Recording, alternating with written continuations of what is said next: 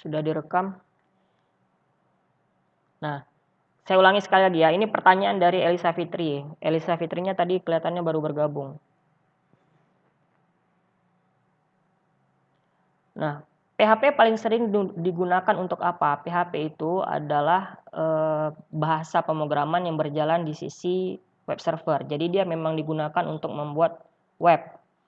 Nah, masing-masing bahasa pemrograman itu dia punya tujuannya sendiri-sendiri. Contoh misalnya Java. Java itu dia bisa dibuat untuk desktop, tapi juga bisa dibuat untuk embedded pemrograman, yaitu pemrograman yang ditanam di dalam program yang ditanam di dalam hardware langsung. Atau Java itu bisa juga dibuat untuk web juga sebenarnya sih, tapi dia khususnya sebenarnya di desktop dan di embedded pemrograman itu tadi. Kemudian misalnya ada bahasa Python misalnya. Python itu dia tujuan awal dia dibuat itu sebenarnya untuk embedded pemrograman. Kemudian ada Visual Basic misalnya. Visual Basic itu khusus dibuat untuk pemrograman desktop. Nah, jadi masing-masing bahasa pemrograman itu dia punya tujuannya sendiri-sendiri, ya. Nah, PHP ini dia memang ditujukan untuk membangun sebuah web, ya. PHP itu memang ditujukan untuk membangun sebuah web. Yang user lihat itu HTML, ya. Yang user lihat itu hanya HTML dan tampilannya ya CSS-nya lah. Nah, PHP inilah yang bekerja untuk menghubungi database server misalnya atau mengolah nilai, itu ada di web server semuanya. Jadi kalau kita lihat urutannya ya, yang tampil di browser itu HTML. Browser tahu kan semuanya. Browser itu ada Chrome, ada Mozilla, ada Opera dan lain-lain. Nah, kemudian ada web server.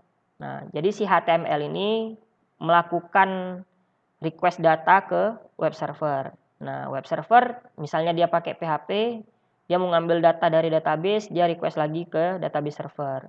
Kemudian database server mengembalikan nilainya ke web server dan baru ditampilkan di HTML. Oke. Nah, bahasa yang berjalan di sisi web server itu ada PHP, ASP, JSP, Node.js, itu semuanya ada di sisi server.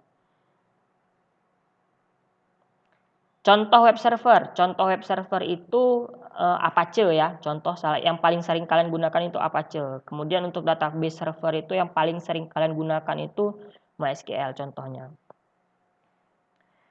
Pertanyaan kedua dari Cut Mutiara. Mengapa kita harus menggunakan CSS untuk memperindah suatu tampilan web? Ya, jawabannya ya memang itu. HTML aja itu tidak menyenangkan untuk dilihat, ya. Jadi dia harus ada CSS-nya. Jadi ibarat kalau cewek itu kalau HTML itu baru bangun tidur ya.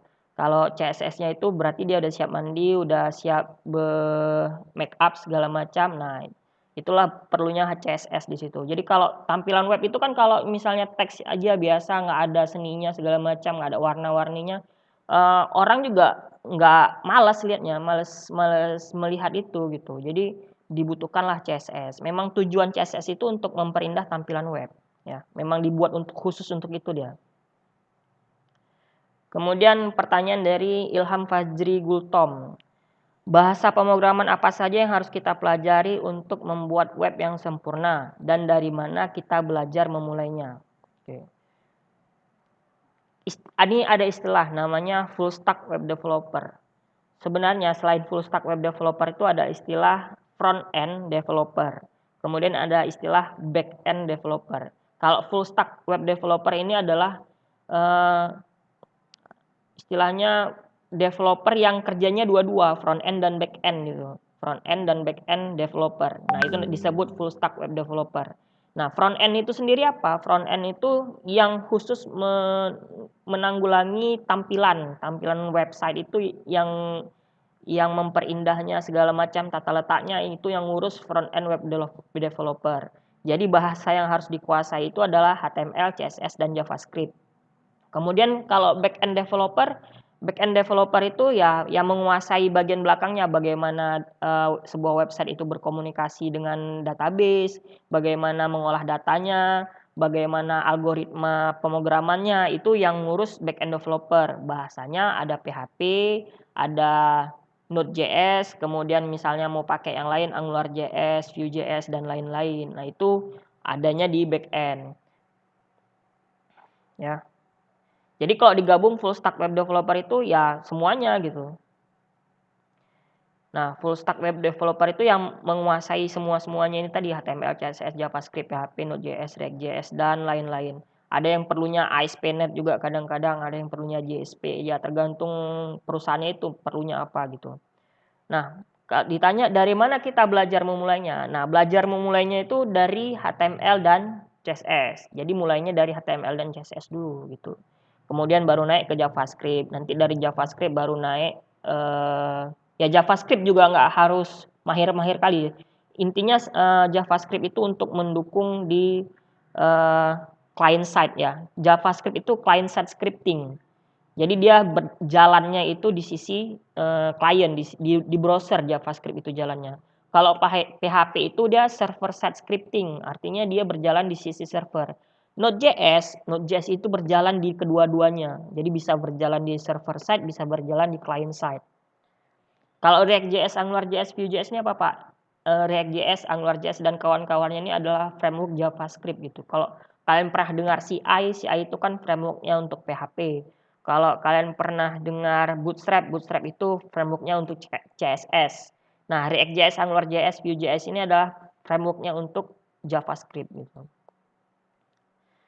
Kemudian Elvi Zahara, selain untuk memperindah suatu tampilan, mengapa kita perlu mempelajari CSS atau adakah cara lain untuk memperindah suatu web tanpa CSS? Ya, nggak ada, cuma CSS untuk memperindah tampilan web. Mungkin bisa pakai JavaScript, tapi jadi jauh lebih sulit. Nah, CSS itu bisa juga ditempatkan secara inline. Inline artinya di dalam tag HTML-nya atau internal di bagian atas biasanya, atau eksternal. Eksternal itu terpisah ya. Eksternal itu terpisah dari file HTML-nya. Kalau internal dia dibuat di dalam file HTML-nya itu tadi gitu. Jadi ada 3 cara penempatan CSS. Ada inline itu di dalam tag HTML-nya, internal di dalam satu file HTML, eksternal itu terpisah dari file HTML-nya. Nah, selanjutnya pertanyaan dari Kalia Hanifah Nasution. Mengapa tag pasangan penutup suatu elemen HTML diawali dengan tanda garis miring? Ya, jawabannya sudah seperti itu memang dari sononya ya. Jadi memang dari awal HTML itu diciptakan dia memang sudah ada misalnya bodinya kan yang pertama pembukanya nggak ada garis miring, body penutupnya ada garis miring. Tapi ada tag HTML yang tidak membutuhkan penutup. Contohnya yang image misalnya, image src itu kan nggak ada tag penutupnya, ya. Jadi tidak semuanya ada tanda penutupnya itu tadi. Nah, ditanya kenapa? Ya memang karena dari sananya seperti itu gitu, ya. Kemudian pertanyaan dari Ria Farzah, apa pengertian dari server side scripting? Kalau pengertiannya itu script yang bekerja di sisi server. Jadi contohnya tadi PHP itu hanya bekerja di sisi server. Klien itu nggak akan bisa ngelihat kalau kita buka website yang server side scriptingnya itu pakai PHP, kita nggak akan tahu script PHP di dalamnya itu seperti apa, kita nggak akan tahu. Nah, yang user lihat itu, yang terlihat di browser itu hanya tampilan HTML-nya saja. Ya. Kemudian dari Rizky Yulianto, text editor apa yang dipakai? Pertanyaannya mungkin bukan gini, Pak, software apa yang dipakai untuk pelajaran Bapak sama Bu Rina kemarin pakai Sublime? Nah, ini saya ringkas saja pertanyaannya. Itu pertanyaannya tentang text editor. Text editor apa yang dipakai di pelajaran saya? Saya sendiri nggak membatasi untuk pemakaian text editor tertentu ya. Mau pakai Notepad++ bisa, mau pakai Atom bisa, mau pakai Sublime bisa, mau pakai Visual Studio Code bisa. Nah, kalau mau pakai HTML biasa juga ya silahkan aja, nggak ada masalah buat saya. Tapi kalau saya sendiri, saya ini menggunakan Visual Studio Code ya. Kenapa Visual Studio Code?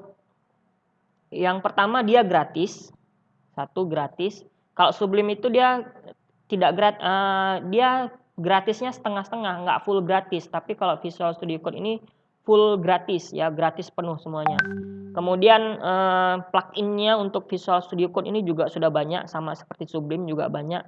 Nah, kemudian tampilannya itu bagi saya itu lumayan menarik.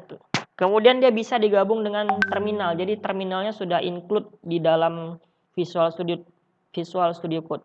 Terminal ini fungsinya buat apa, Pak? Nanti akan kita pakai. Nanti terminal di dalam Visual Studio Code ini untuk apa, itu akan kita pelajari di minggu-minggu ke depannya nanti. Ya, jadi kalau ditanya text editornya pakai apa, Pak? Bebas saja gitu. Sebentar ada WA masuk ini.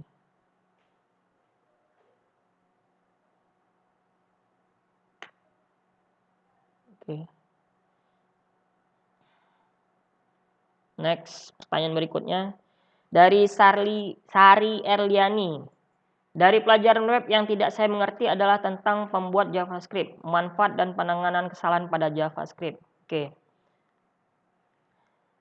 JavaScript ini dia bisa merubah tampilan HTML tanpa merefresh. Ya, tanpa merefresh, dia kan biasa kita tuh nge-refresh halaman tuh supaya berubah. Nah, sebenarnya dengan menggunakan JavaScript ini kita bisa merubah tampilan halaman web itu tanpa merefresh. Ya, tanpa di-refresh, data di dalam HTML itu bisa berubah gitu. Itu bisa pakai JavaScript. Kemudian manfaat dan pengenanganannya. Contoh pemanfaatannya kalau kalian pernah lihat, ya, kalau kalian pernah lihat itu ini yang namanya, kalau dia tampilan websitenya pertama misalnya Proget nih contohnya lah, Proget itu tampilan websitenya kalau full di desktop itu dia kan penuh, menunya ada di atas. Nah, tapi kalau di tampilan dia di dalam apa namanya, di dalam HP smartphone itu tampilan mengecil dan menunya menghilang. Tapi muncul hamburger menu istilahnya. Hamburger menu itu yang menu garis 3 itu. Yang menu garis 3 yang diklik itu, nah itu hamburger menu. Nah, kemudian penanganan kesalahan pada, masuk aja nggak apa-apa. Penanganan kesalahan pada JavaScript. Caranya itu kalian buka developer tool di browsernya. Cara penanganan kesalahannya. Kemudian apa yang ingin kalian tampilkan, kalian konsol aja, konsol.log, kemudian buka kurung apa yang mau kalian tampilkan aja di konsol log gitu. Nah, jadi kalau di konsol log itu bukanya di mana? Di developer tool. Cara buka developer tool itu gimana, Pak? Ctrl Shift I, itu di browser ya. Ctrl Shift I. Atau di misalnya di Chrome itu kan ada lambang segitiga, klik aja nanti muncul menu More Tools, kemudian pilih developer tool. Jadi kalau untuk JavaScript itu penanganan kesalahannya lihat di bagian developer tool. Setra, Nurgilang Setra. Pak, kenapa kadang-kadang exam seseorang itu error secara tiba-tiba dan kadang-kadang harus kita install ulang? Selain install ulang, apa ada cara yang efektif dan mudah untuk mengembalikannya keadaan semula? Ini masalahnya biasanya di sistem operasinya ya. Jadi kalau kejadian seperti itu terus, mungkin sistem operasinya yang sebenarnya bermasalah. Sebenarnya sebelum kamu install ulang, kamu harus cek dulu errornya exam itu ada di mana gitu. Ya. Caranya gimana? Caranya misalnya dijalankan exam, mana exam saya nih? Nggak ada.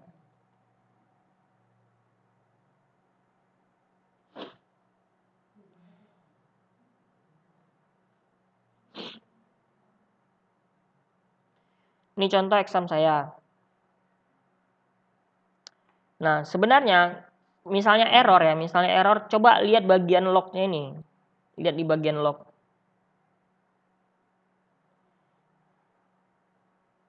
Nah,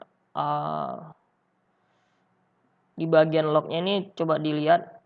Di sini ada pesan-pesannya biasanya. Nah, ada pesan-pesannya. Lihat di bagian errornya tuh ada di mana gitu.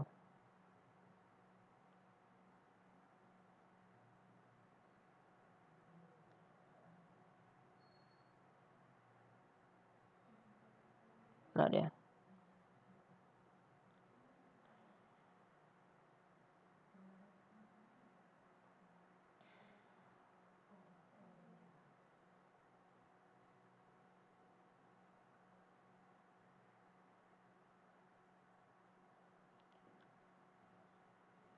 Ya, masalahnya biasanya di sistem operasi.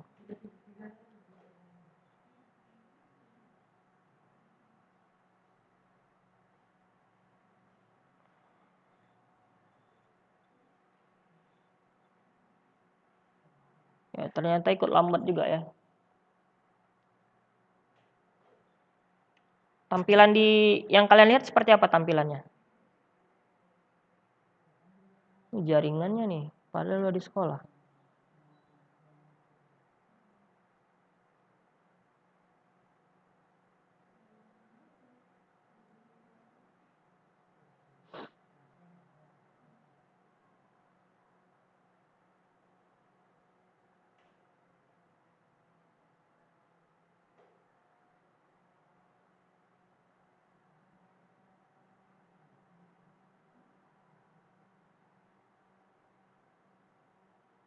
Ya, ini tampilannya sudah kembali ke presentasi ya. Berarti memang Google Meet-nya kurang bagus nih.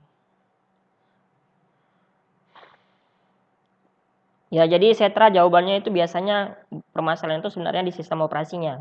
Jadi coba install ulang dulu Windows-nya dari awal ya.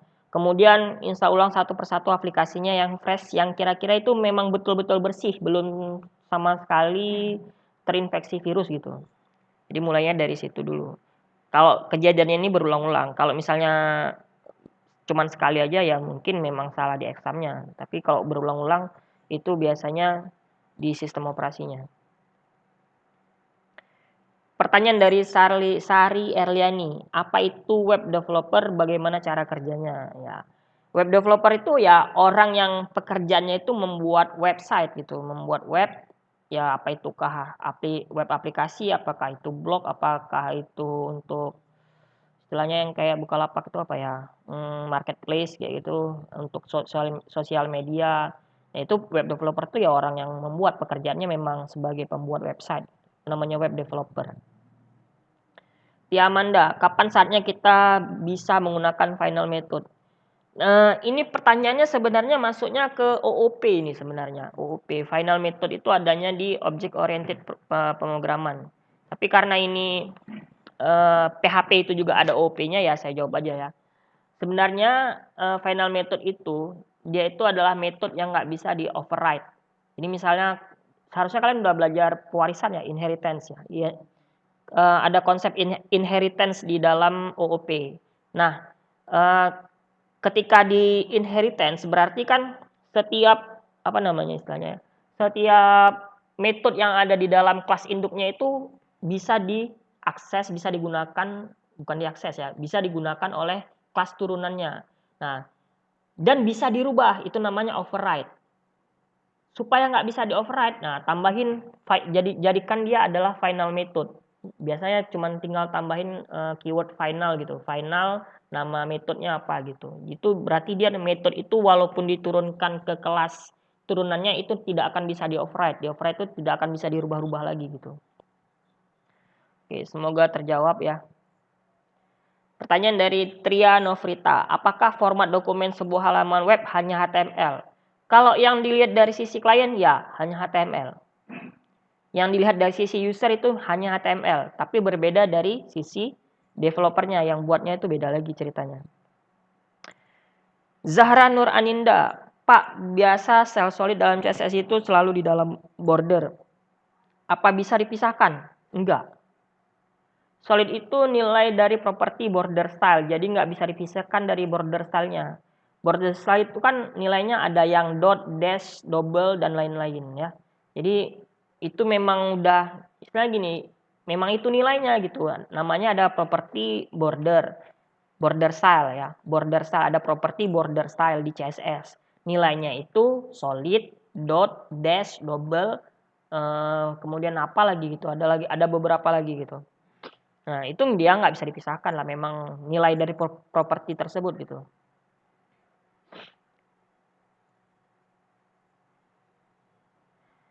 Pertanyaan dari Maya Ardita, kalau ini sebenarnya menurut saya bukan pertanyaan ya, tapi curhatan ini. Saya mau bertanya, hampir semua pelajaran programan web belum dapat saya pahami, Pak. saya tidak ngerti di bagian dalam membuat CSS, PHP, dan membuat salah satu project dengan menggabungkan HTML, CSS, dan PHP. Saya udah mencoba memahaminya, tetapi saya tidak ngerti, Pak. Terima kasih, Pak. Wassalamualaikum warahmatullahi wabarakatuh. Kalau tidak mengerti, ya ikutin yang ada di project aja dulu. HTML, CSS aja dulu. PHP-nya lupakan aja dulu. PHP itu akan kita bahas di bulan September. Jadi fokus aja dulu di HTML dan CSS. Pahami konsep HTML dan CSS, nanti baru kita masukkan PHP-nya. HTML, CSS itu hanya tampilan ya, jadi tidak terlalu sulit. Sementara kalau PHP itu sudah mulai ke logika pemrogramannya. Bagaimana membuat CSS internal dari Alvina? Nah, CSS internal itu dia itu seperti ini. CSS internal itu ada di dalam satu file HTML yang sama. Biasanya di dalam tag head. Di dalam tag head, kemudian tinggal buat style, kemudian di dalam tag style ini, inilah CSS ini. Ini CSS semua nih. Nah, ini CSS. Ya, ini CSS internal. Kalau eksternal, Pak, kalau eksternal berarti file CSS-nya itu terpisah dari file HTML. Kalau inline, Pak, berarti nanti misalnya di body ya. Kalau inline itu dia tag CSS-nya itu ada di dalam tag HTML. Properti dari style-nya itu ada di dalam tag HTML. Nah, itu inline. Kalau ini internal pertanyaannya. Internal itu berada dalam satu file yang sama. Biasanya di dalam tag head, kemudian buat lagi tag style kayak gitu.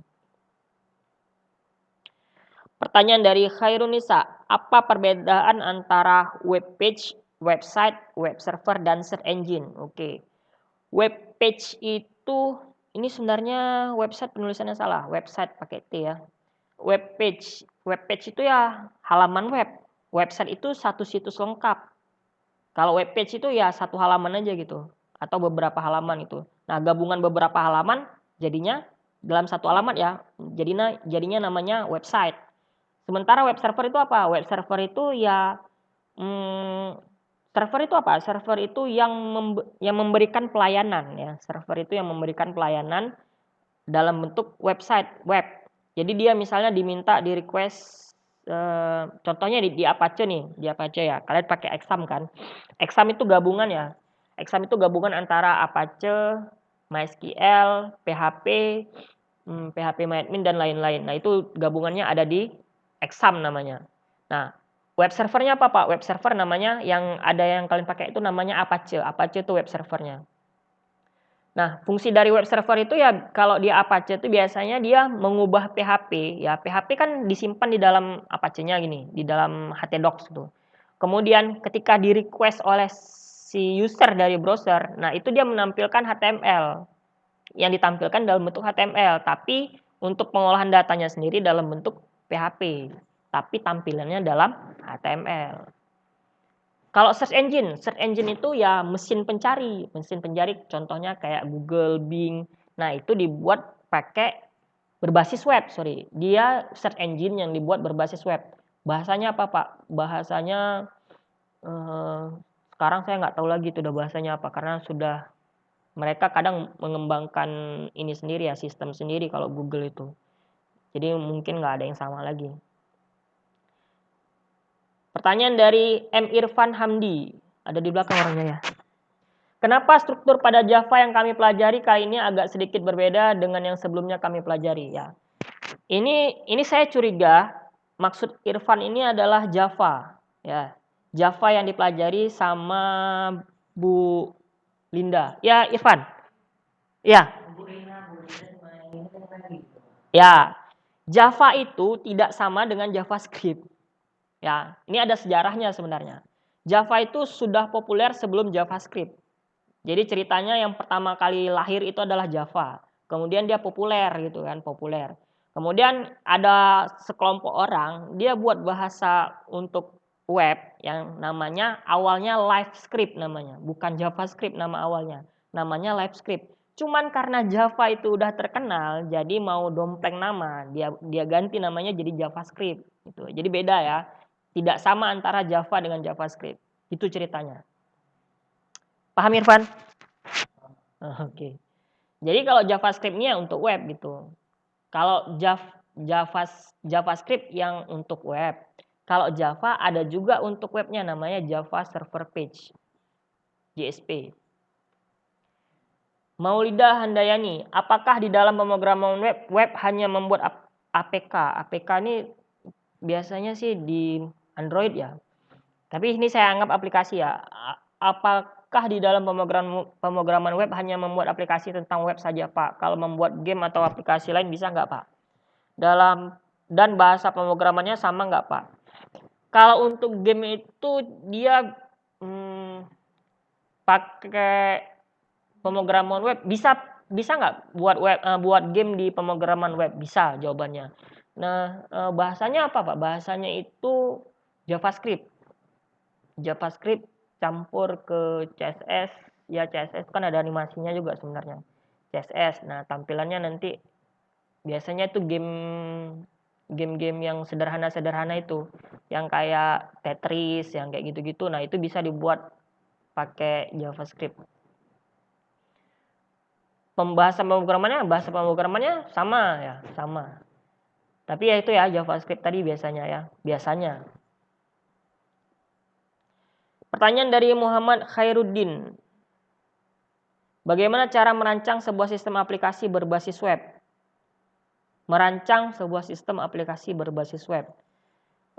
Pertama kita ada pelajaran Bu Ulfa kan? Kalian pelajaran Bu Ulfa, ya kan? Bu Ulfa yang ngajar desain kan?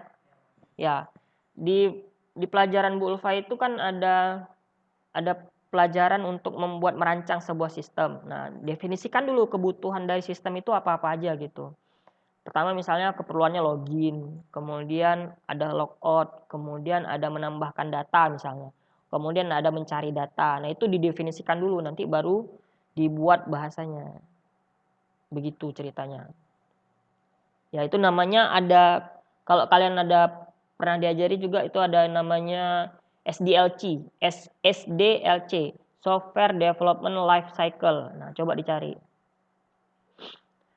Mutia Faradina, apa yang dimaksud dengan server web Apache? Ya, Apache itu adalah salah satu web server. Nah, yang lainnya ada nggak Pak? Ada namanya Nginx.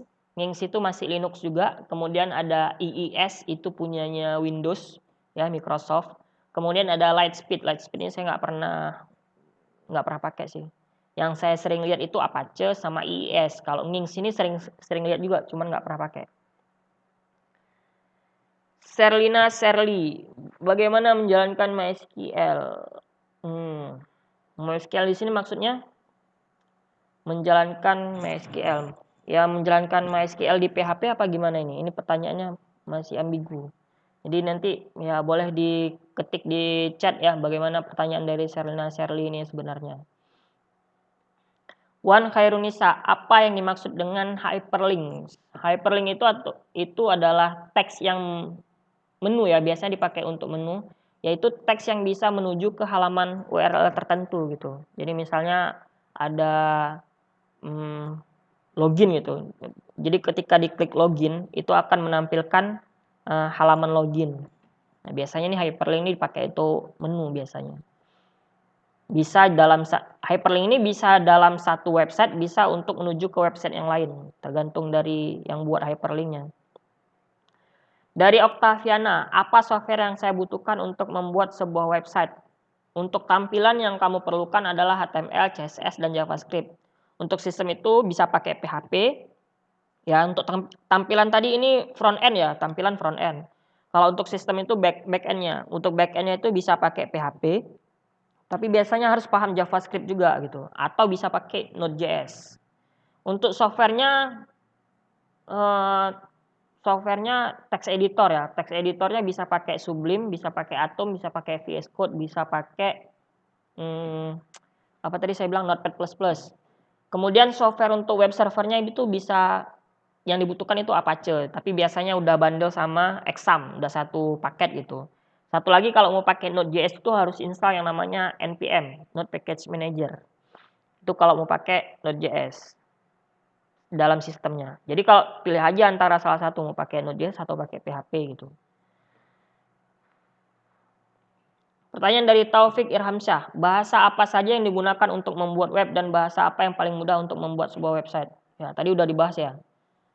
Ini jawabannya ini juga gitu. Oke, terakhir nih. Jadwal target belajar Prograde. Ya. Minggu pertama ke satu itu yang dari 13 sampai 18 Juli itu kalian targetnya itu harus menyelesaikan HTML CSS 1 dan 2. Kemudian dilanjutkan masih di bulan Juli juga di minggu berikutnya latihannya latihan HTML CSS 1 dan CSS 2 dan seterusnya. Jadi ini nanti jadwal target ini akan saya kasih filenya ya. Jadi ini panduan kalian. Jadi terakhir itu Agustus itu udah selesai lah ya, akhir Agustus itu udah selesai. Jadi kita nggak usah lama-lama di program ini karena targetnya cuma sampai JavaScript aja. Kalau kalian mau melanjutkan lagi nanti beberapa orang ya silakan aja gitu. Mau melanjutkan di SQL dan Node.js-nya ya silakan aja biar dapat sertifikat dari Prograde. Tapi di saya yang wajib ini. Ini setiap minggunya siapa yang tidak memenuhi target akan saya publish. Siapa yang belum mengerjakan ini akan saya publish. Dan akan saya laporkan juga yang belum memenuhi target ini ke wali kelas itu. Jadi nanti wali kelas cross check juga ke kalian kenapa masalahnya. Kenapa targetnya tidak terpenuhi, bagaimana supaya terpenuhi ya.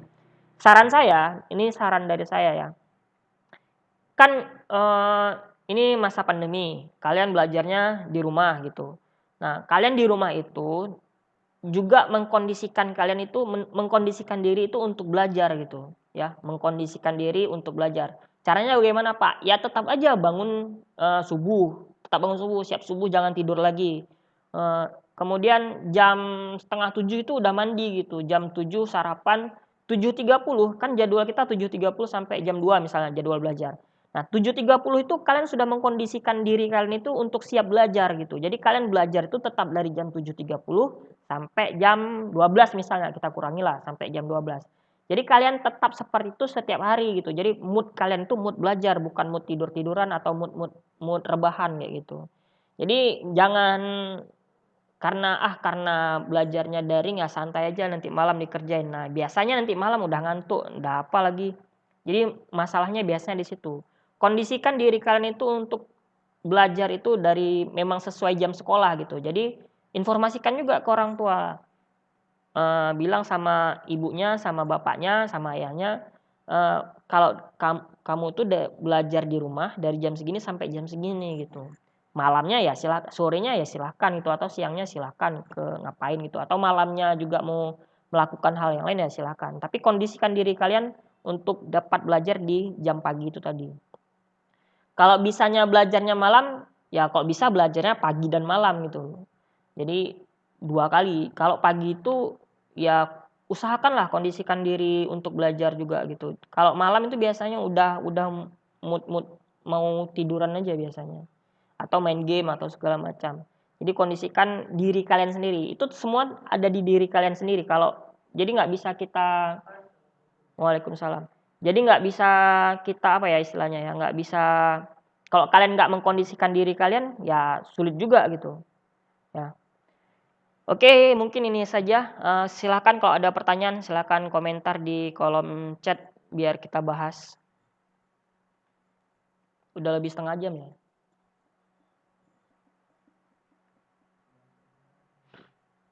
Ada? Kalau nggak ada kita absen dulu ya.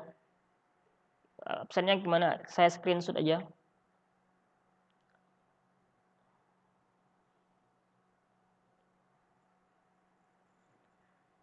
Sebentar.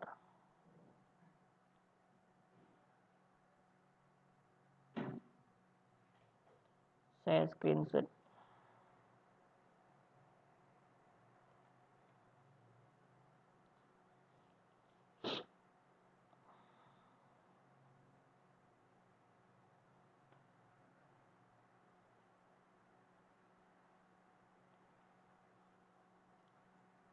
Satu lagi. Oh ada pertanyaan ini. Pak, web designer itu kerjanya gimana? Web designer itu kerjanya ya mendesain web ya, mendesain tampilannya, mendesain menu-menunya, itu kerjanya web designer. Maksudnya itu kan? Atau gimana? Kalau bahasanya ya HTML, CSS, tapi biasanya kalau untuk mendesain web itu tidak langsung HTML, CSS. Biasanya itu harus dimulai dari gambarnya dulu gitu. Gambarnya misalnya dibuat dulu di Photoshop gitu. Ini contoh ya, contoh. Saya kasih contoh lah. Ini mungkin agak lambat nanti, agak berat. Jadi sabar-sabar aja ya.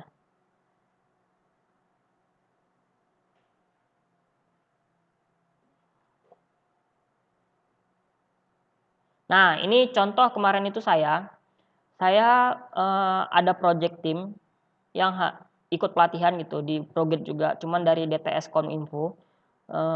Ada project team membuat tampilan halaman website. Nah, saya nggak langsung buat HTML-nya, saya nggak langsung buat HTML CSS-nya, tapi saya buat dulu saya desain dulu di Photoshop.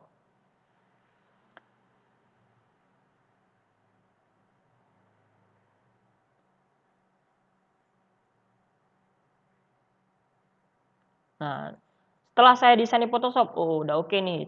Tanya sama yang lain, ini warnanya cocok nggak kayak gini, ini cocok nggak kayak gini. Nah, udah didesain di Photoshop, simpan nih. Kan udah dapat nih kode-kode warnanya, semuanya ini kan perlu kode warna nih. Semuanya ini kan perlu kode warna, kemudian transparansinya segala macam.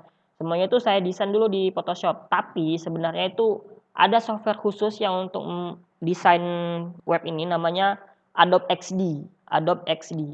Adobe XD. Tapi karena saya nggak mau download lagi dan nggak mau belajar website baru, nggak mau belajar software baru lagi, saya pakai Photoshop aja gitu. Saya pakai Photoshop, saya desain, kemudian baru saya buat HTML dan CSS-nya. Nah, website tadi itu bisa kalian itu kan tadi desainnya ya. Kalau hasilnya itu bisa dilihat di sini. Ini dia.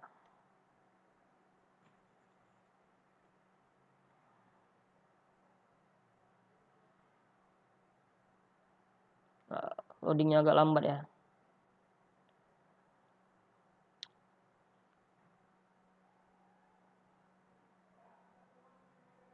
Nah,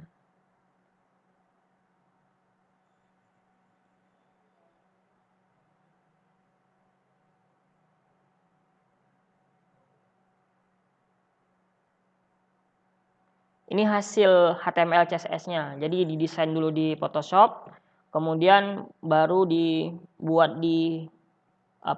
baru HTML CSS-nya. Harusnya seperti itu sih urutannya. Pertanyaan berikutnya dari Muhammad Khairuddin. Kalau web developer, Pak, web developer itu ya termasuk web developer itu ya ada bagian-bagian lagi sih sebenarnya, seperti saya bilang tadi, ada front end, ada back end. Nah, itu yang mana web developernya? Kalau front end ya khusus masalah tampilan, kalau back end itu khusus masalah sistem. Itu bahasanya bisa PHP. Kemudian kalau web developer misalnya yang keseluruhannya itu ya namanya full stack web developer. Full stack web developer. Kalau khusus masalah tampilan itu apa tadi namanya? Front end web developer. Kalau khusus masalah sistem itu back end web developer. Oke. Bentar ya, saya print screen lagi. Absennya berlaku. Saya taruh di mana ya? Di sini aja lah. Ada pertanyaan lagi?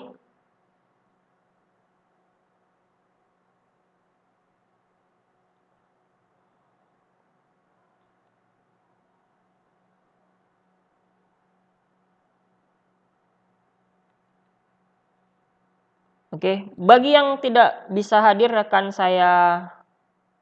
rekamannya akan saya upload di YouTube seperti kemarin. Mungkin itu saja dari saya. Ada pertanyaan lagi? Kalau nggak ada saya tutup nih.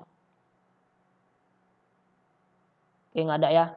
Kalau ada pertanyaan silahkan di grup kita aja, di grup yang pemrograman web. Sekian, assalamualaikum warahmatullahi wabarakatuh.